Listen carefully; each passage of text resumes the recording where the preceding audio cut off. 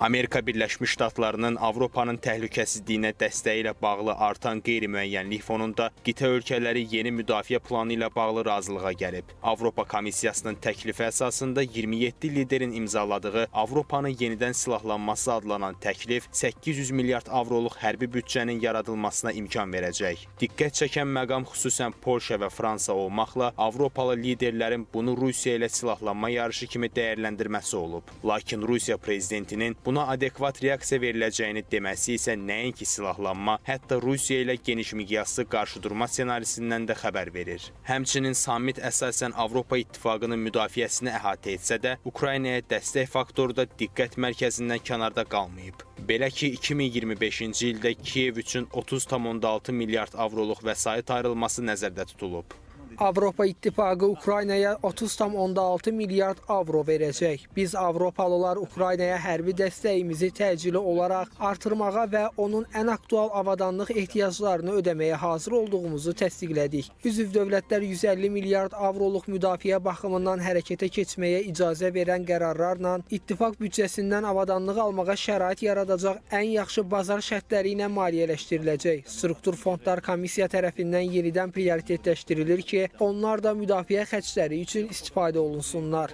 Həmçinin Avropalı hərbi ekspertlərin Ukrayna üçün yeni müdafiə planını nəzərdən keçirdikləri iddia olunur. Plana görə Ukraynanın qərb əraziləri müttəfiqlərin 100-dən çox qırıcı təyyarəsi ilə qorunacaq. Şərqin müdafiəsini isə riskli olması səbəbindən Ukrayna ordusu özü davam etdirəcək. Planın zaman-zaman Fransa və Böyük Britaniya tərəfindən dilə gətirildiyini də nəzərə alsaq, o zaman qitənin Rusiya ilə silahlanma yarışına start verməsi fonunda onun da reallaşması qaçılmazdır.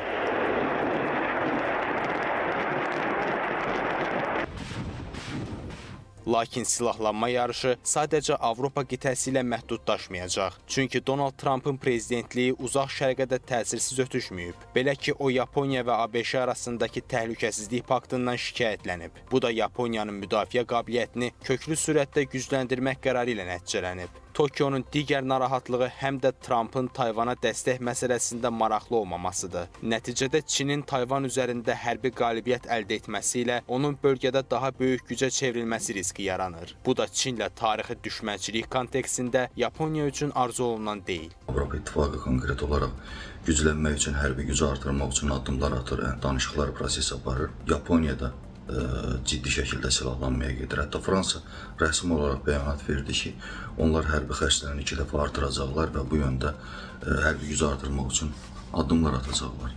Əslində Rusiya-Ukrayna müharibəsi ilə başlaması ilə və Rusiya-Ukrayna müharibəsinin bu qədər uzanması ilə görünən oldu ki, bütün dünya konkret olaraq sanki bir müharibəyə hazırlığın içərisindədir. Əslində 80 illik demilitarizasiya dövrünün ardından Yaponiyanın yenidən silahlanması öz növbəsində dünya müharibəsi mesajını verir. Hətta 2-ci Dünya müharibəsi də məhz bu iki qitədə gedən silahlanmadan sonra baş vermişdi. Ancaq bu dəfə prioritet işğal deyil, təhlükəsizlikdir.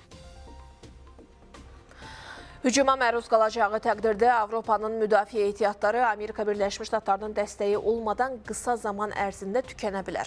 Bu barədə Bloomberg məlumat yayıb. Hücum baş verərsə, Avropada silah-sursat ehtiyatı bir neçə günə tükənə bilər. Yenidən silahlanma isə illər çəkər.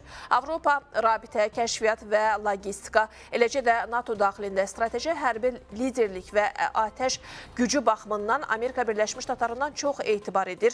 Qitənin qoşun, hava hücumundan müdafiə sistemləri və sursat çatışmazlığı olan ön müdafiə xətti Amerika Birləşmiş Ştatlarında olmadan Rusiyanın qarşısını maksimum bir neçə həftəlik ala bilər, deyə agentlik bildirib.